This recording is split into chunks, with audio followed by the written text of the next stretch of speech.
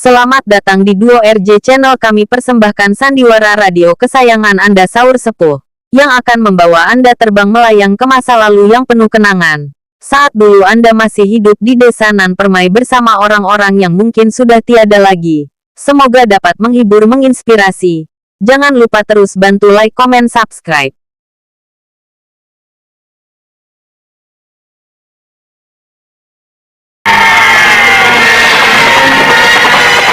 Sandiwara Saur Sepuh dalam kisah Darah Biru ini akan mengisahkan asal mulanya seorang tokoh dikjaya bernama Kumbara, satria sejati, pujaan rakyat Madangkara.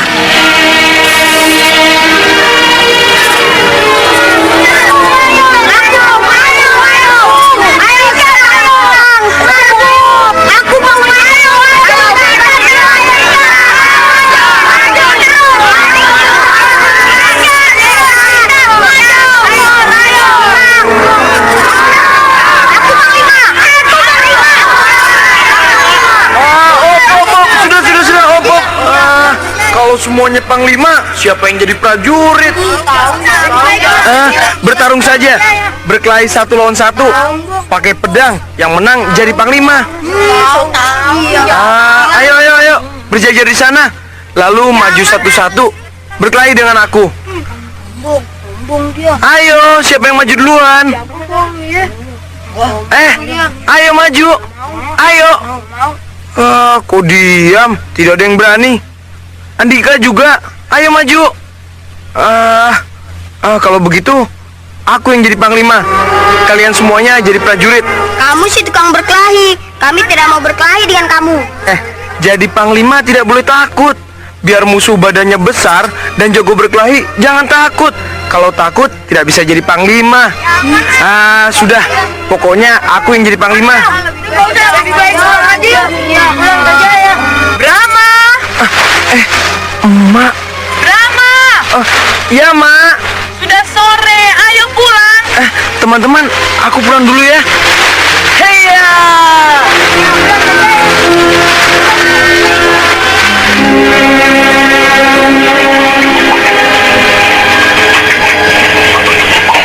Brahma, kamu jangan nimba. Biar emak yang nimba. Sumurnya dalam. Nanti kamu jatuh. Saya kuat, Mak. Iya. Kamu memang kuat. Tapi sekarang tidak usah menimba. Tuh, air di gentong juga masih banyak. Iya, Mak.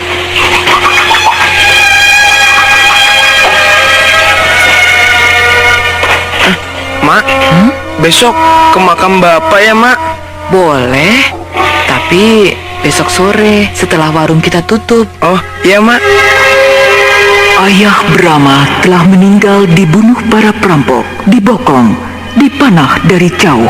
Ya, waktu itu kampung Brahma, kampung Jamparing, sedang jadi bulan-bulanan para perampok. Tetapi akhirnya, para perampok itu tumpas setelah pemimpinnya dibunuh Panglima Bernawa.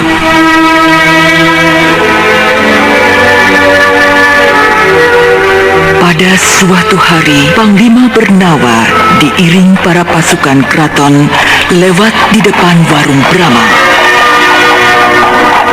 Melihat tokoh pujaannya lewat, langsung Brahma meloncat, mencegat di tengah jalan.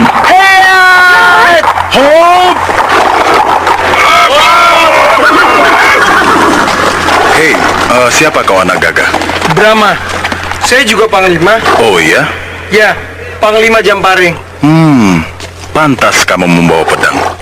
Panglima harus selalu membawa pedang, supaya musuh takut. Boleh kulihat pedangmu? Boleh? Pedang bambu. Tapi bagus. Siapa yang membuat pedang-pedangan ini? Paman Arum. Kenapa bukan ayahmu? Ayah saya sudah meninggal. Ibumu masih ada? Oh, ada. Itu duduk di pinggir jalan. Hei, sini. Ampun, Tuanku Panglima. Anak hamba tidak berlaku takzim kepada Tuanku. Tidak apa. Anakmu sama denganku. Sama-sama panglima perang. Brahma, bagus mana pedangmu dengan pedangku? Oh, bagus pedang tuanku. Sebab pedang besi. Kamu ingin punya pedang besi? Wah, ingin. Nah, Brahma, ini pedangku. Ambillah untukmu. Pedang besi ini untuk saya. Iya, ambillah. Jangan tuanku, jangan. Biar. Aku senang memberikan hadiah untuk anakmu yang gagah berani itu. Ayo Brahma, ini ambil pedangku. Baik tuanku. Benar-benar suatu keajaiban. Panglima Arya Bernawa begitu bermurah hati memberi hadiah pedang kepada Brahma. Tentu saja Brahma tak kuat memegangnya, terpaksa harus memikulnya di pundak. Panglima Bernawa berpesan agar pedang itu dijaga dan dirawat baik-baik karena merupakan sahabat setia. Brahma yang tak bisa menyembah karena kedua tangannya memikul pedang, terpaksa hanya mengucapkan terima kasih saja.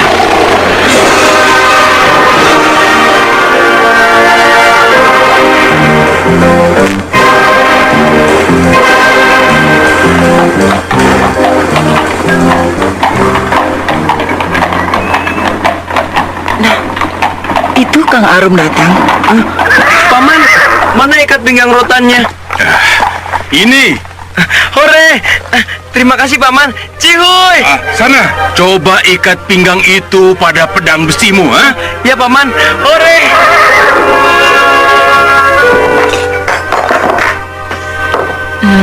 Minum, Kang? Ya. Di kota tadi ramai. Di mana-mana orang menceritakan kejatuhan kerajaan Niskala diserang kerajaan Kuntala. Setelah kerajaan Niskala jatuh, pasti akan merembet ke kerajaan kita. Bukankah kerajaan Madangkara tidak bermusuhan dengan kerajaan Kuntala? Memang tidak, Gayatri.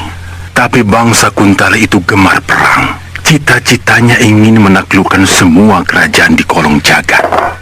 Coba bayangkan, sudah 10 kerajaan ditaklukkannya. Sekarang hanya tinggal kerajaan Madangkara saja yang belum takluk. Walaupun luas dan kekuatan angkatan perangnya cuma 1/10-nya kerajaan Kuntala. Aduh, kalau ada perang, kita lalu kemana, Kang? Mengungsi kemana saja. Pokoknya mencari tempat yang aman. Ke hutan, di gunung-gunung. Tapi kan tetap saja dikejar. Tidak. Melihat yang sudah-sudah, angkatan perang kerajaan Kuntala tidak pernah menyerang rakyat. Mereka cuma mau memperluas wilayah, sekaligus mencari harta kekayaan untuk menambah kekayaan negaranya. Tapi nantinya semua kedudukan yang penting akan dipegang oleh orang-orang Kuntala. Lalu bagaimana nasib anggota angkatan perang negara yang kalah? Ya dibubarkan, dikembalikan ke masyarakat, diganti dengan pasukan perang kerajaan Kuntala. Tidak enak ya? Namanya dijajah ya begitu itu.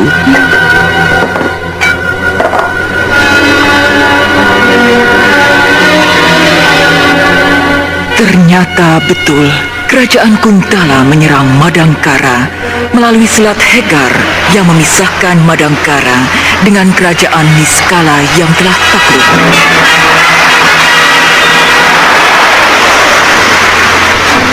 Beribu-ribu kapal layar Kuntala mendarat di pantai Hegar.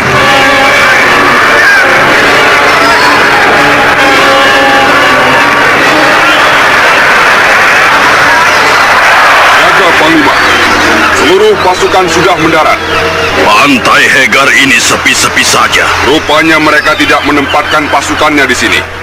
Pantai Hegar dibiarkan terbuka. Mereka bermaksud menjepit kita di perjalanan menuju ke ibu kota kerajaan Madangkara. Baik, segera bergerak. Tak perlu pakai regu pendahulu sebagai pancingan. Bergerak dalam satu kekuatan penuh. Iya, aku ingin tahu sampai di mana keberanian dan kekuatan angkatan perang kerajaan Madangkara. Siaga, Panglima.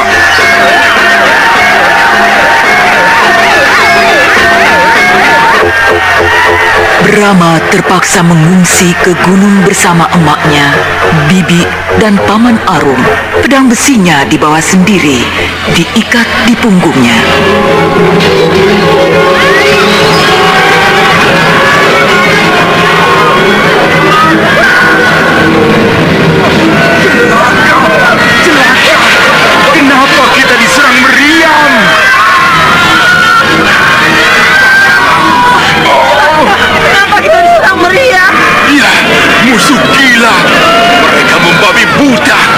rakyat yang sedang mengungsi diserang.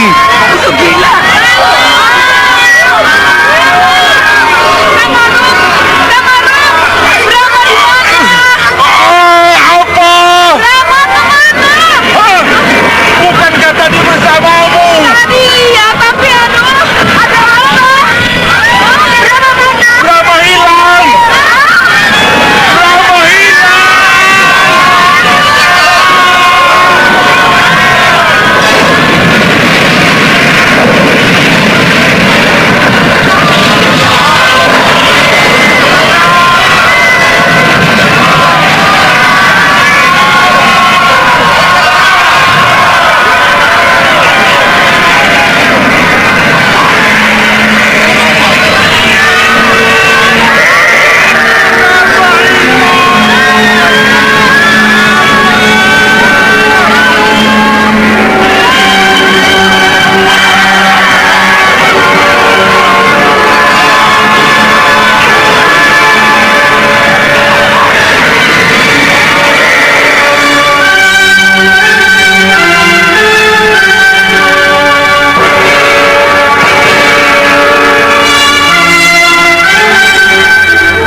Panglima, keadaan sudah biasa kembali.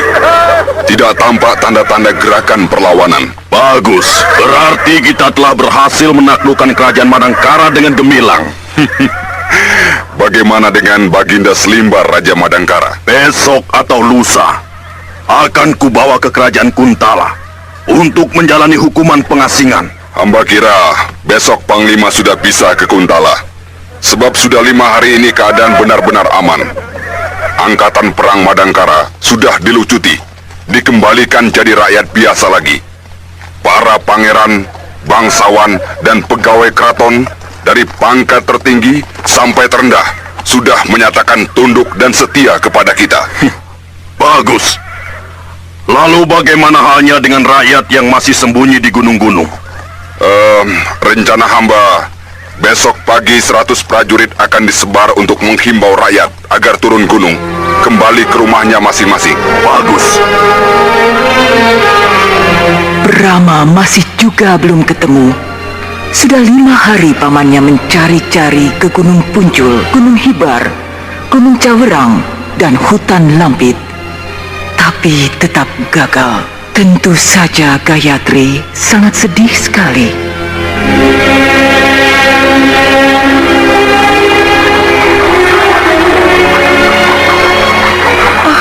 Celaka! Pasukan Gentala! Tenang, tenang. Mereka membawa bendera putih, berarti mengajak damai. Tenang.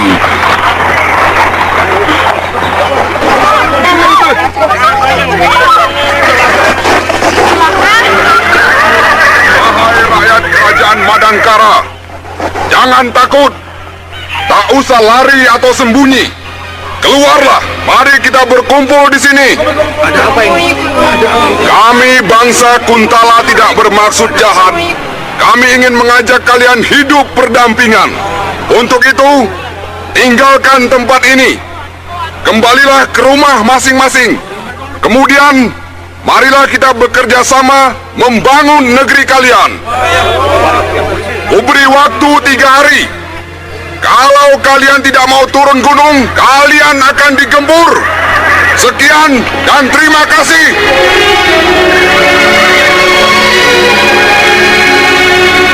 Tentu saja tak ada yang berani menentang himbauan yang disertai ancaman itu.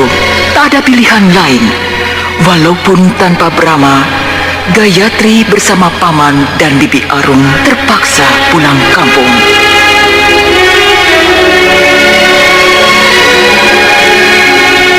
Sementara itu, Brahma berjalan terseok-seok sendirian. Dia menahan letih dan lapar, menasak belukar. Tiba-tiba, ia dikejutkan oleh teguran seseorang. Mau kemana, nak? Kakek. Ada kakek-kakek. Mau kemana? Saya mau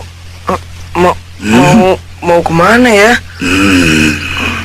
Badanmu gemetaran, mukamu pucat. Pakaianmu kotor, compang-camping. Oh, saya tersesat. Ini bawa-bawa pedang di punggungmu. Hah? Oh, pedang ini hadiah dari tuanku Panglima Bernawa. Besar dan berat. Ya, kan lebih baik disimpan di rumah. Oh, rumah saya diserang musuh. Daripada pedang ini diambil musuh, ya saya bawa. Di mana kampungmu? Kampung Jamparing. Jamparing. Sekarang saya mau mencari emak, namanya Gayatri. Kamu tersesat jauh sekali, nak. Saat ini kamu berada di Tegal Congcot, ya, wilayah kerajaan Niskala. Biar jauh, saya mau pulang. Kasihan emak. Jangan pulang. Ya, bahaya. Mungkin kampungmu sudah rata dengan tanah. Dihancurkan pasukan perang Kuntala. Apalagi kamu membawa-bawa pedang milik Panglima Bernawa. Pasti akan ditangkap musuh lalu disiksa. Nah, kalau kamu punya ilmu kedikjayaan, pasti akan bisa mengatasi semua bahaya itu, ya. Kalau begitu, saya harus belajar ilmu kedikjayaan dulu. Tunjukkan di mana ada guru yang hebat. Saya mau belajar padanya. Ini. Hah? Kamu? Kakek-kakek peot.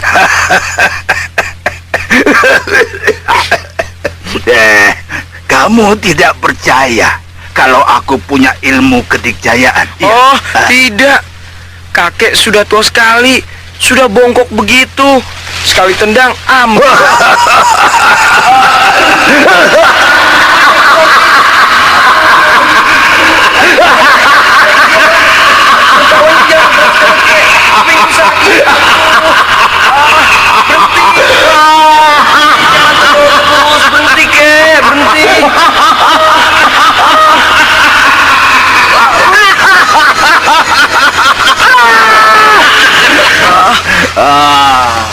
Iya. Pinter kamu, ya. Teriak keras-keras agar aku berhenti tertawa. Kupingku sakit. Itu baru tertawa, nak. Belum lagi kalau aku mempergunakan tenaga. Lihat ini, ya.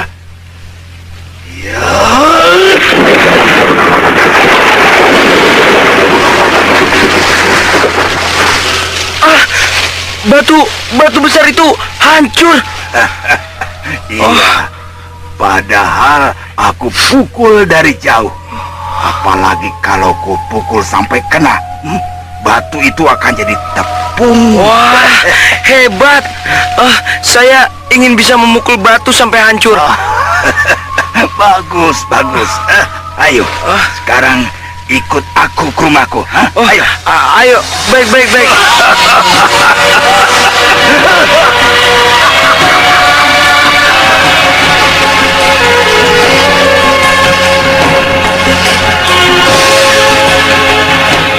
Brahma ikut kakek yang ternyata bernama Astagina ke rumahnya. Mereka berjalan kaki tanpa henti, tapi Brahma tetap tabah. Walau dari kemarin dia belum makan apa-apa. Padahal perjalanan masih jauh. 6 hari lagi baru sampai.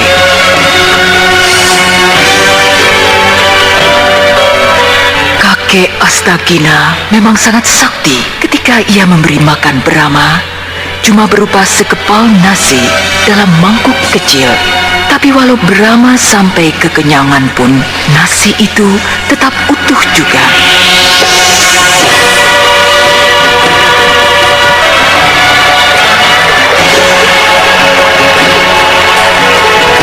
Mencari lauk pun bukan merupakan persoalan. Dalam waktu singkat, dengan gerak tangannya yang secepat kilat, kakek Astagina mampu menangkapi banyak ikan dalam sungai. Tentu saja Brahma terbengong-bengong melihatnya. Semua binatang buas bukan merupakan penghalang. Harimau yang coba menghadang langsung lari ngacir ketakutan begitu kena gempur sang kakek jagoan.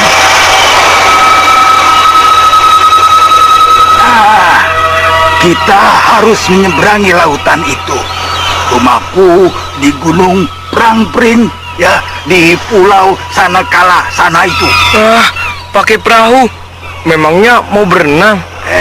Sekarang ku ambil dulu perahunya, ya. Mana? Tuh. Hah? Di atas pohon. Iya, ku simpan di sana biar tidak ada yang mencuri. Wah, kacau. Bagaimana cara mengambilnya? Pohon itu sangat besar dan tinggi. Tenang, lihat ya. Hup. Kakek bisa terbang, melayang seperti burung, hinggap di atas pohon itu. Hei, Brahma, lihat. Aku akan bawa perahu ini ke bawah. Awas.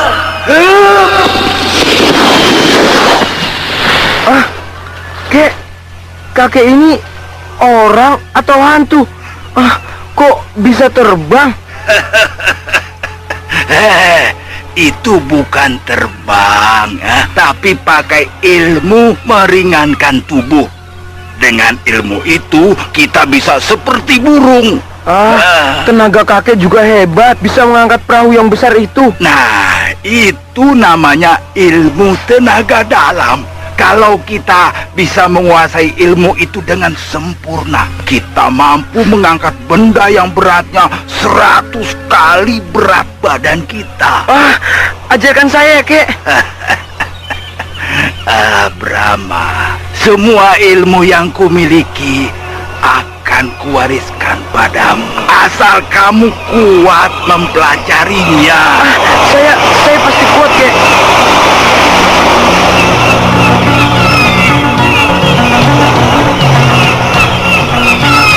Demikianlah, dengan perahu mereka menyeberang ke Pulau Sanikala. Akhirnya, kakek Astagina dan Brahma sampai dengan selamat di Pulau Sanikala. Tuh, di puncak bukit itu rumahku. Itu rumah kakek. Iya, memangnya kenapa? Bagus sekali, seperti rumah-rumah orang keraton. Ada apa, Kek? Tenang, ada orang. Mana? Tuh, di rumahku. Mana? Rumahmu masih jauh. Tak kelihatan ada orang. Mataku seperti mata burung Raja Wali. Bisa melihat jauh. Mata maling.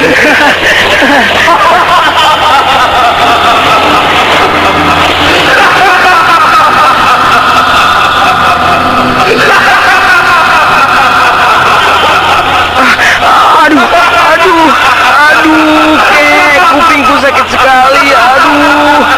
Aduh. Ardanus, berani mencoba menyakiti anak kecil.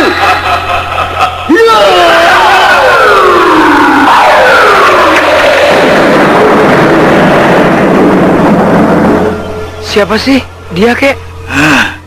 Ardanus, ketua perguruan Ranggoas. Adiknya aku bunuh. Dia kesini pasti mau balas dendam. Hei, bawa-bawa anak kecil segala kau, Astagina. Ini muridku, bukan anak sembarangan. Dia pewaris tunggal pedang biru. Apa hubunganmu dengan Panglima Arya Bernawa? Bukan sanak, bukan kadang. Hei, bicara yang benar. Masa bodoh. Bocah etan. Orang tua sinting. Dengar, bocah. Aku ingin tahu ceritanya. Mengapa kamu membawa-bawa pedang biru? Nah, begitu. Bicara yang enak. Aku kan bisa menjawabnya dengan enak juga. Begini, waktu tuanku Panglima Arya Bernawa jalan-jalan ke kampungku, aku diberi pedang ini. Ya sudah, kuterima saja. Masa begitu mudahnya Panglima Bernawa memberikan pedang biru yang tak ternilai harganya itu? Sungguh? Kalau tak percaya, tanya sendiri pada beliau. Dia sudah mati. Mati? Ya, dibunuh Panglima Rongka, pemimpin angkatan perang kerajaan Kuntala. Di mana Panglima Rongka itu sekarang? Akan kubunuh dia. Ya, di kerajaan Kuntala. Kek, ayo ke sana, membalas kematian tuanku Panglima Bernawa. Brahma, dia sangat sakti. Kau tidak akan menang. Nanti saja kalau kamu sudah sakti, baru bisa membunuhnya. Nah, sekarang lebih baik berikan pedang biru itu padaku. Enak saja. Lebih baik kuberikan pada kakek Astagina. Pojaetan, berikan atau terpaksa kurampas.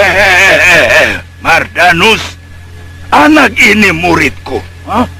Sebelum kamu bisa menyentuh kulitnya, langkai dulu mayatku. Anak-anak, keluar!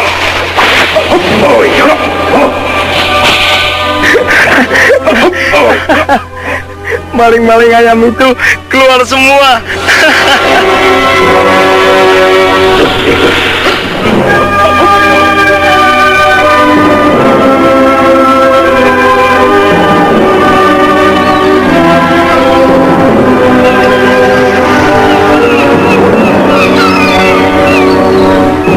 Kalian hadapi si kakek pikun itu. Aku akan ringkus bocah edan ini.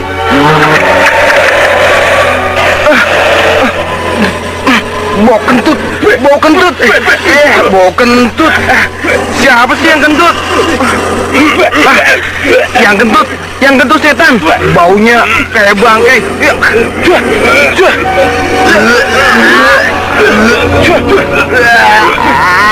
Astagina, kau memang kakek-kakek busuk. Kantukmu bau bangkai. Anak buahku memang tak kuat melawan hawa busuk badan. Tapi aku tak akan mabuk atau muntah. Ya!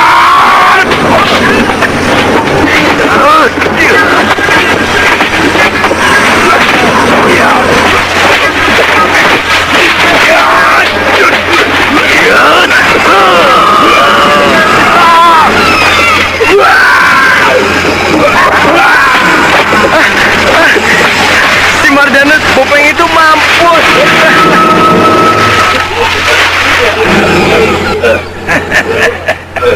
Hei, kalian kadal-kadal, cepat bawa pergi pemimpin kalian ini. Dia tidak mati, hanya luka dalam. Ayo, bawa. Kalau berani datang ke sini lagi, tak akan kuberi ampun kamu. Kubunuh semua. Ayo, cepatnya dari hadapanku. Maling-maling ayam itu pada kabur. Brahma, daya tahanmu hebat. Meski susah payah melawan hawa busuk, masih bisa bicara jelas. Homerda!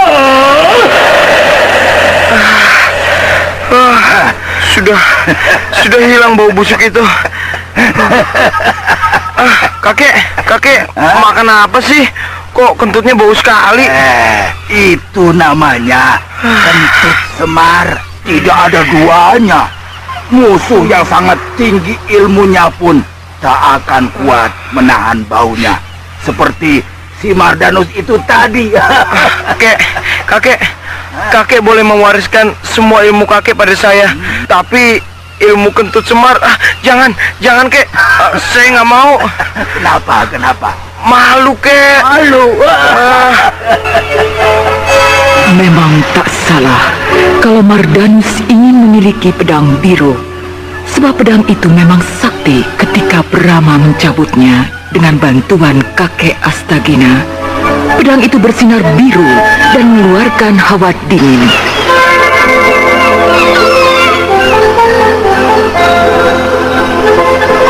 Sebetulnya pedang biru ada jodohnya, yaitu pedang merah.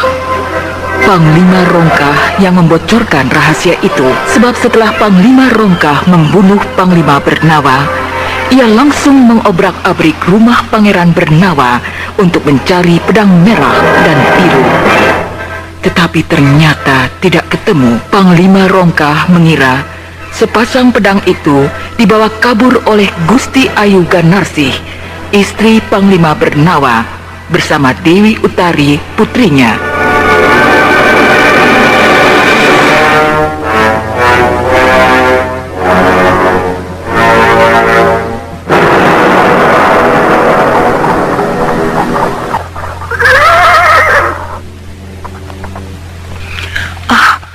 Siapa itu, Kang? Kanjeng Senopati Ardalepa. Hah? Ayo, cepat turun ke jalan, Kang. Cepat mengaturkan sembah. Daulat Kanjeng Senopati, kami menghaturkan sembah. Sembah kalian kuterima. Daulat Kanjeng. Kampung Jamparing ini bersih dan teratur. Kamu kepala kampungnya? Bukan, Kanjeng. Kepala kampung adalah Bapak Minangka. Hamba hanya petani biasa. Siapa namamu? Nama hamba Arum Binang. Biasa dipanggil Arum. Yang di sebelah kiri ini istri hamba. Itu siapa? Yang tidak pakai baju, cuma pakai kain sebatas. Ini Gayatri, adik hamba, Kanjeng. Mohon ampun, Kanjeng. Dia baru pulang dari sungai, jadi... Tidak apa. Aku mengerti. Di negeriku juga begitu. Para wanita kalau pulang dari sungai pakai kain sebatas dada. Daulat Kanjeng. Ya, teruskan saja pekerjaan kalian. Aku akan jalan lagi. Daulat Kanjeng.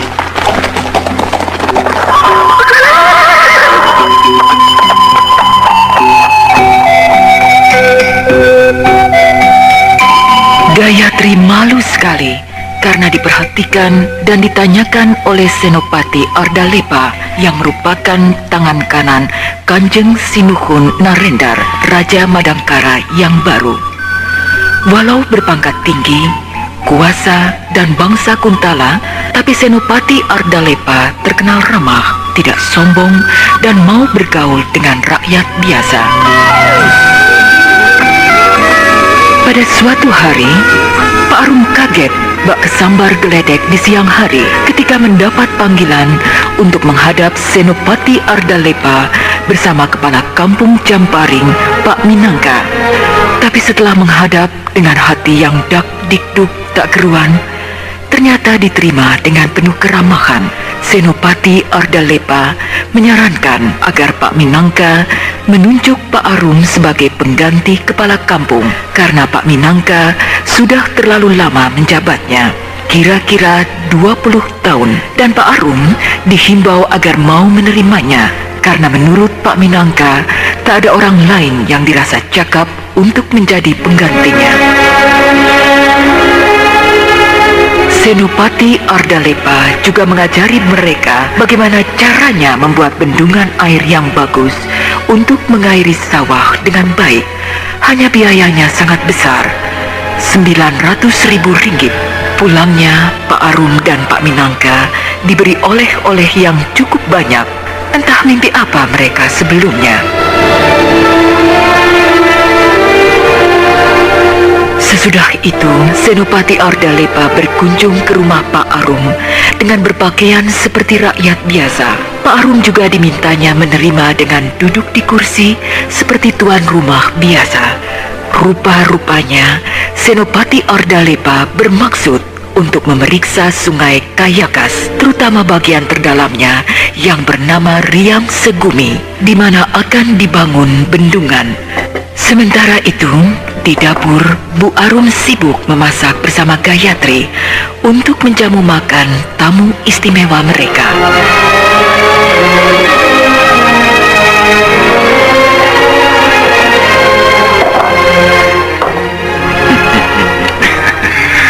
Pak Arum, nampaknya kamu bahagia.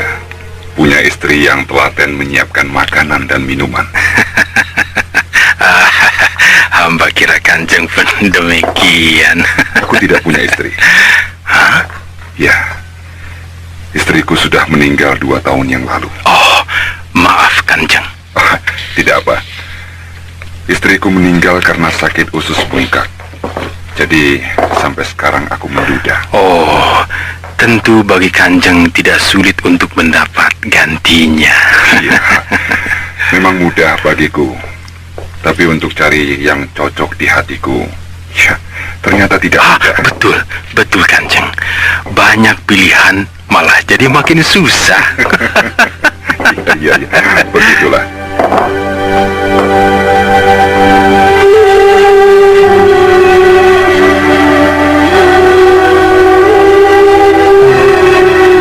Hari kemudian, seorang hulu balang utusan Senopati Ardalepa datang ke tempat Pak Arum menyampaikan bingkisan sebagai tanda terima kasih karena sewaktu berkunjung ke rumah Pak Arum kemarin dulu, sang Senopati telah mendapat perlakuan serta jamuan sangat istimewa. Gayatri juga mendapat bingkisan tersendiri. Tentu saja ketiga orang itu sangat gembira.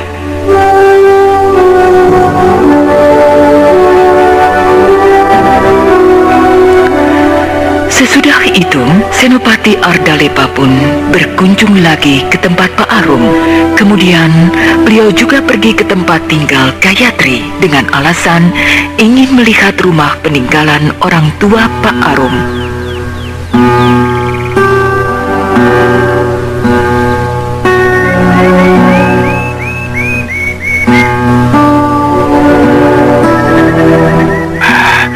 Inilah rumah peninggalan orang tua kami itu, Kanjeng. Iya. Daulat Kanjeng, hamba mengaturkan sembah. Oh, sembahmu kuterima. Daulat Kanjeng.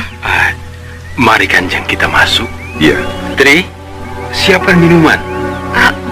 Baik Kakang. Rumah ini lebar, tapi kuno. Bangunannya sudah tua. Niat untuk memugarnya ada, Kanjeng. Tapi menunggu panen begitu. Iya. Daulat Kanjeng. Terima kasih, Gayatri. Daulat Kanjeng. Menurut Pak Arum, kamu dulu ngewaru. Benar Kanjeng. Kenapa tidak diteruskan? Modalnya habis sewaktu dulu ada perang. Daulat Kanjeng, hamba mohon undur. Iya. Pak Arum, perkara bendungan Sungai Kayakas itu rupanya tidak bisa secepat yang kita kira. Daulat Kanjeng, hamba pun sudah mengira. Tentu di kalangan junjungan keraton terdapat yang setuju dan tidak. Iya, sebenarnya memang begitu. Tapi dalam rembuk kemarin, semua pembesar keraton menyatakan setuju. Malah Baginda Narendra pun mendukung. Nah, hal begitu yang kurang kusukai. Mengapa, Kanjeng? Ya, aku tidak mau diistimewakan. Memang aku mengerti. Mereka semua sungkan padaku karena aku kepercayaan pertama Sri Maharaja Kuntala. Tapi, aku lebih suka. Kalau tidak setuju, bilang tidak setuju. Jangan di depanku bilang iya, di belakang kasak kusuk. Hambatan hanya satu, yaitu uang kas kerajaan tidak mencukupi. Untuk itu, aku sudah mengutus Hulu Balang Gajah Depa pergi ke kerajaan Kuntala untuk menyampaikan permohonanku kepada Sri Maharaja. Iya.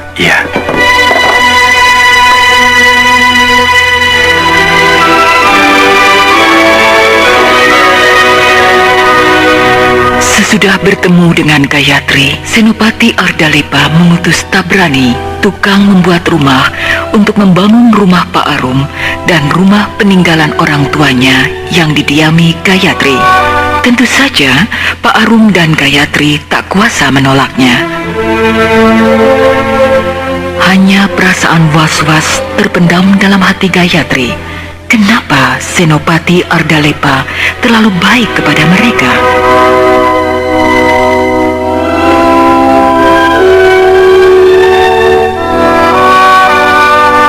Ada titah apakah hamba dipanggil tuanku?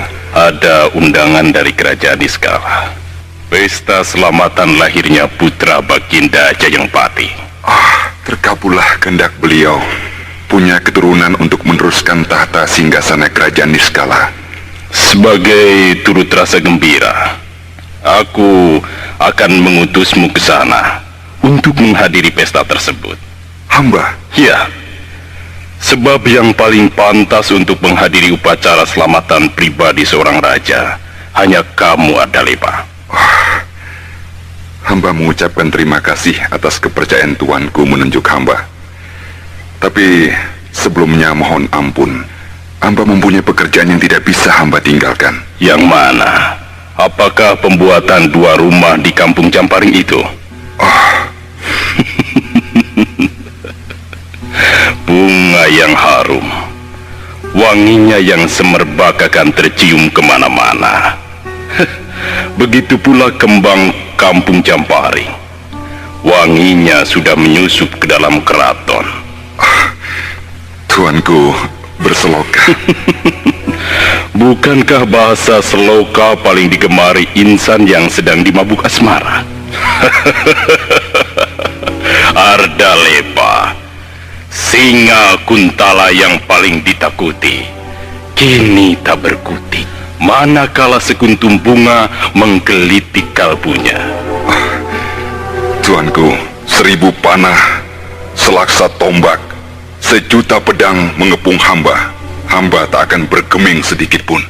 Namun, senjata yang tak akan pernah bisa ditangkis oleh pendekar manapun adalah panah asmara.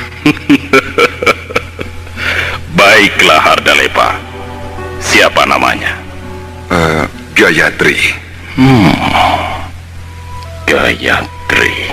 Gayatri. Suatu nama mengandung makna. Namun makna itu belum terungkap olehku. Iya, demikian pula hamba, tuanku. Sebab hal ini baru dalam tahap langkah awal. Ardalepa, apa yang kamu pandang baik, perbuatlah. Namun janganlah sampai pamor Kuntala kebanggaan kita menjadi redup karenanya. Akan hamba camkan, tuanku. Syukurlah.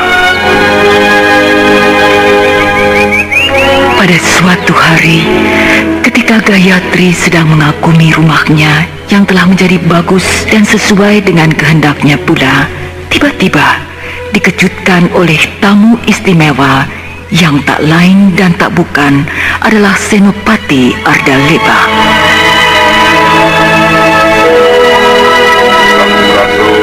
Rampes. Kanjeng Senopati, hamba menghaturkan sembah. Sembahmu kuterima. Daulat, Kanjeng. Apakah sudah sesuai dengan kehendakmu? Hamba tidak tahu dengan apa harus membalas budi baik Kanjeng. Kamu harus membalas budi itu. Harus. Baik, Kanjeng. Baik. Dengan apa hamba yang miskin membalasnya? Kamu harus sanggup dan dapat meluluskan apa yang kuperintahkan. Hamba akan berusaha. Baik, aku minta kau tersenyum. Tersenyum? Loh, disuruh senyum kok bengong? Mana senyumnya? Katanya kamu ingin membalas budiku. Kenapa diam? Mengapa takut dan gemeteran? Mulut terkunci? Coba, pandang aku, lalu tersenyum. Ayo.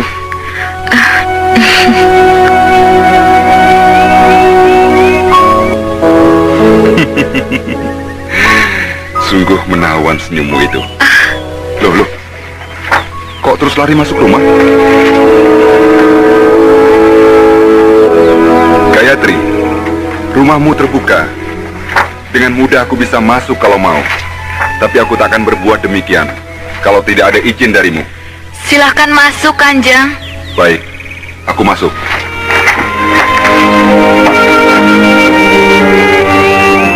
Senopati Ardalepa masuk ke dalam rumah Gayatri. Ternyata untuk memberikan oleh-oleh kepada Gayatri. Ketika tamunya sudah pulang, barulah Gayatri membuka oleh-oleh berupa kotak kecil itu. Dan ternyata penuh perhiasan emas berlian.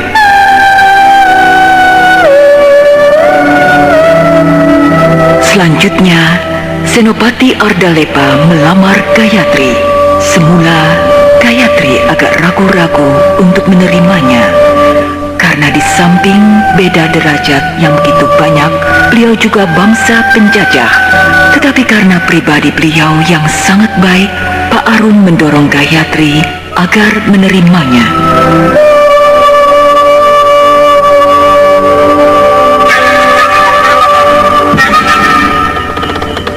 Dinda Gayatri, aku merasa bahagia dan bersyukur bahwa wanita yang sanggup menggetarkan hatiku telah sudi menerimaku. Daulat Kanjeng. Sudah kukatakan, tidak boleh memanggilku Kanjeng. Juga tidak pakai daulat dan hamba.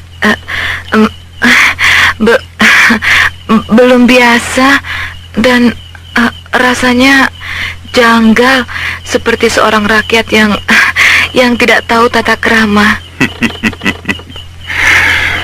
Mulai saat ini harus membiasakan diri. Sebab sekalipun kamu seorang wanita bangsawan, tetap akan kularang memanggilku Kanjeng. Baiklah, Kakang. Nah, itu yang kuharapkan. Gayatri, setelah kita menikah nanti, aku tak ingin tinggal di keraton. Aku lebih suka tinggal di sini.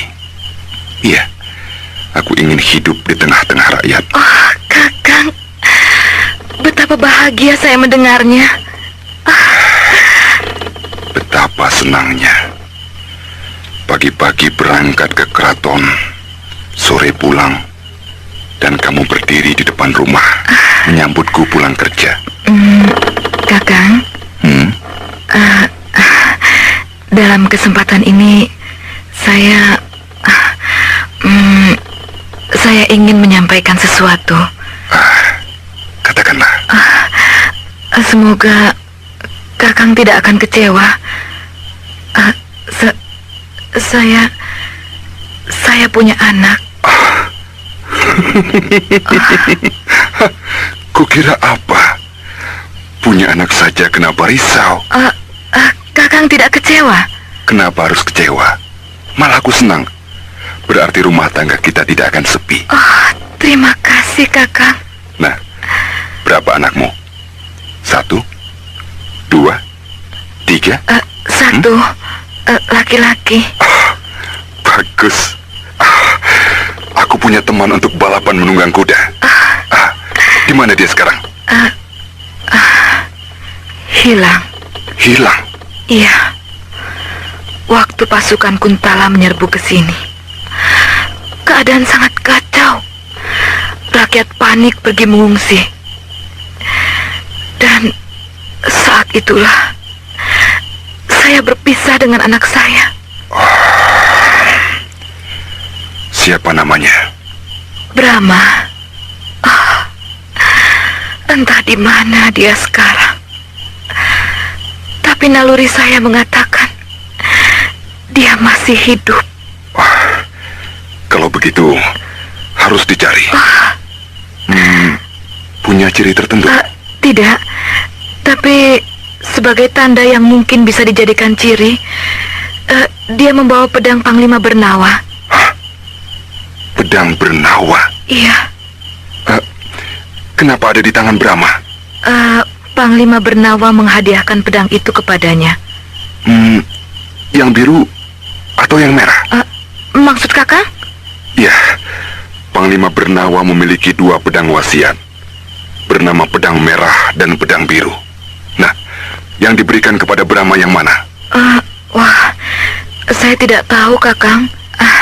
Saya tidak pernah mengutak-utiknya karena saya anggap pedang biasa. Ketahuilah, sepasang pedang itu jadi rebutan karena katanya menyimpan suatu rahasia. Ya, rahasia apa? Aku sendiri tidak tahu. Brahma bisa terancam bahaya. Jangan cemas, Dinda. Aku akan perintahkan Hulu Balang Sakala, kepala pasukan rahasia, untuk mencari Brahma.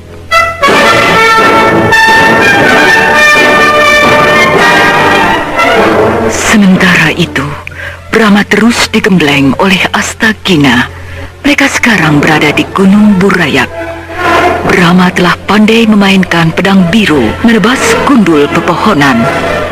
Tetapi gerakannya masih agak lamban karena beratnya pedang itu.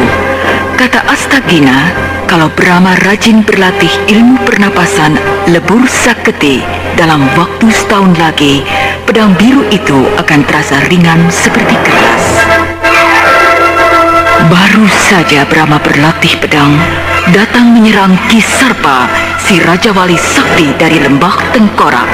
Dia ingin merampas pedang biru setelah mendengar kisahnya dari Mardanus.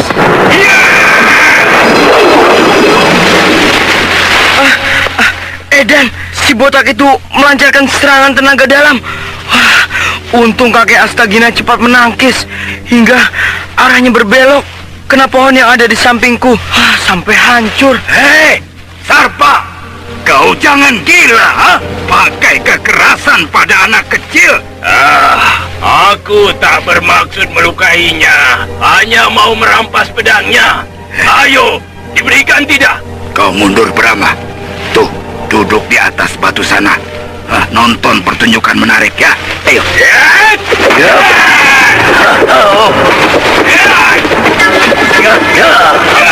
Cepat sekali. Ki Sarpa, si kepala botak itu, tangan dan kakinya seperti kitiran angin. Tapi kakek Astagina juga hebat.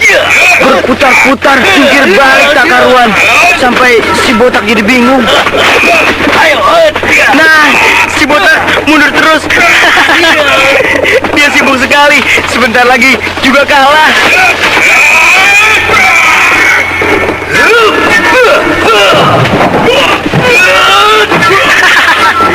Si botak muntah. Masuk angin kali.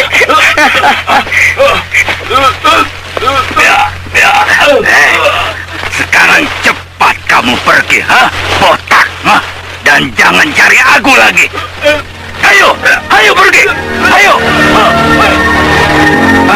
Kenapa tidak dibunuh saja, kek? Dia kan jahat, golongan hitam, kek. Oh, tidak. Dia sedang terluka parah, Brahma.